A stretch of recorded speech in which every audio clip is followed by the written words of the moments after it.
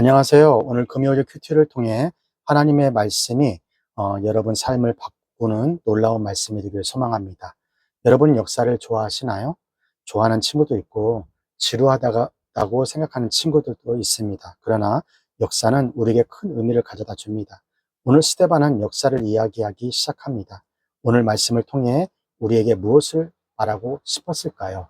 오늘의 제목은 아브라함과 요셉을 통해 나타난 하나님의 계획입니다. 오늘 말씀은 사도행전 7장 1절에서 25절까지의 말씀이 되겠습니다. 대제사장이 가로되 이것이 사실이냐? 스데반이 가로되 여러분 부형들이여 들으소서.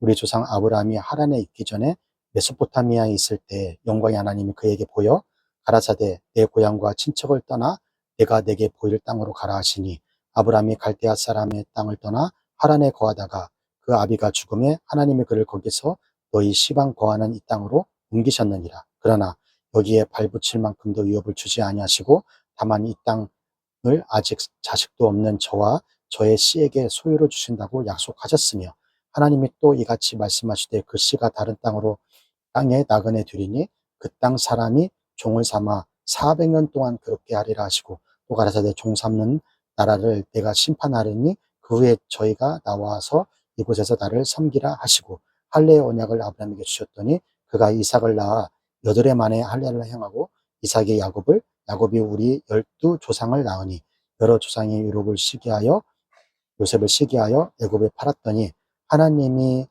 저와 함께 계셔 그 모든 환난에서 건져내사 애굽 왕 바로 앞에서 은총과 지혜를 주심에 바로가 저를 애굽과 자기 온 십의 치리자로 세웠느니라. 그때 애굽과 가나안 온 땅에 흉년이 들어 큰 환난이 있을새 우리 주상들이 양식이 없는지라. 야곱이 애굽에서 곡식이 있단 말을 듣고 먼저 우리 주상들을 보내고 또 제차 보내매 요셉이 자기 형제들에게 알게 되고 또 요셉의 친족이 바로에게 드러나게 되니라. 요셉이 보내어 그 부친 야곱과 온 친족 75사람을 청하였더니 야곱이 애굽으로 내려가 자기와 우리 주상들을 거기서 죽고 세겜으로 옮기어 아브라함의 세겜 하몰의 자손에게 은으로 값주고 산 무덤에 장사되니라. 하나님이 아브라함에게 약속하신 때가 가까움에 이스라엘 백성이 애굽에서 번성하여 많아졌더니 요셉을 알지 못하는 새 임금의 애굽 왕 위에 오르매 그가 우리 족속에게 괴계를 써서 조상들을 괴롭게 하여 그 어린 아이들을 내어버려 살지 못하게 하려 할세. 그때에 모세가 낳는데 하나님은 보시기에 아름다운지라. 그 부친의 집에서 석 달을 갈리우더니 버리운 후에 바로의 딸에 가져다가 자기 아들로 기르매 모세가 애굽 사람의 학수를 다 배워 그 말과 행사가 능하더라. 나이 40이 되매 그 형제 이스라엘 자손을 돌아볼 생각이 나더니 한 사람의 원통함을 일 당함을 보고 보호하여 압제받은 자를 위하여 원수를 갚아 애굽 사람을 쳐 죽이니라. 25절. 저는 그 형제들이 하나님께서 자기 손을 빌어 구원하여 주시는 것을 깨달으리라 생각하였으나 저희가 깨닫지 못하였더라. 스데반은 하나님의 능력이 충만해서 사람들 가운데 이적과 기사를 나타내기 시작합니다. 그러자 논쟁이 일어나기 시작했어요. 그 논쟁을 당해내기 힘드니까 거짓 증언자를 세워 공회에 스데반을 세우기 시작합니다. 7장 1절. 대제사장이 가로되 이것이 사실이냐? 여러분 생각해 보세요. 내가 말 한마디에 죽을 수도 살 수도 있는 상황입니다. 대제사장의 질문에 아니요, 저 사람들이 지금 거짓말하는 것입니다 라고 말해야 하지 않을까요? 그러나 최후 변론 시간에 스데반은 전혀 다른 이야기를 하기를 시작합니다. 먼저 아브라함 이야기를 합니다. 하나님이 아브라함을 선택했고 있던 곳을 떠나라고 했고 떠나면 큰 민족을 이루겠다 했고 아브라함은 이삭을 낳고 12아들 낳았다라고 말합니다. 왜 스데반은 아브라함 이야기를 시작했을까요? 스데반은 하나님께서 아브라함을 통해 이 땅을 보내고 싶은 분이 있다는 것을 말하고 싶어 했습니다. 우리 민족은 갑자기 생겨난 것이 아니라 우리 민족을 통해 온 인류를 통해 온 민족을 구원할 계획을 갖고 계시다는 것입니다. 바로 예수님이 오신다는 것을 전하고 싶었다라는 것입니다. 스데반은 마태복음 1장 1절에 아브라함과 다윗의 자손 예수 그리스도의 세계라 이런 말씀을 했어요. 아브라함의 자손이며 다윗의 자손인 예수 그리스도라는 라는 그 족보를 그들에게 전하고 싶어 했습니다. 사랑하는 여러분, 자신을 변호해야 할 그 시간에 스데반은 메시아를 예수를 전하고 있는 것입니다. 마지막 순간에 그 입에서 나온 것이 예수, 십자가였습니다. 자신의 무죄를 외쳐야 할 때 예수님이 구원자라고 외치고 있는 것입니다. 오늘 변론은 지루한 역사의 시간이 아니라 최후의 변론에 목숨을 걸고 외치는 본문입니다. 사랑하는 여러분, 여러분은 중요한 순간에 여러분 입에서 무엇이 나오고 있습니까? 여러분 입에서는 어떤 말이 나오나요?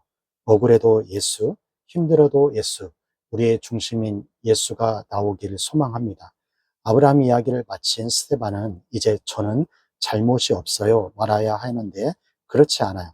그는 계속해서 요셉을 통해 역사하신 하나님의 역사를 전하기 시작합니다. 사도행전 7장 9절에서 10절. 여러 조상이 요셉을 시기하여 애굽에 팔았더니 하나님이 저와 함께 계셔 그 모든 환난에 건져내사 애굽 왕 바로 앞에서 은총과 지혜를 주심에 바로가 저를 애굽과 자기 온 10의 치리자로 세웠느니라.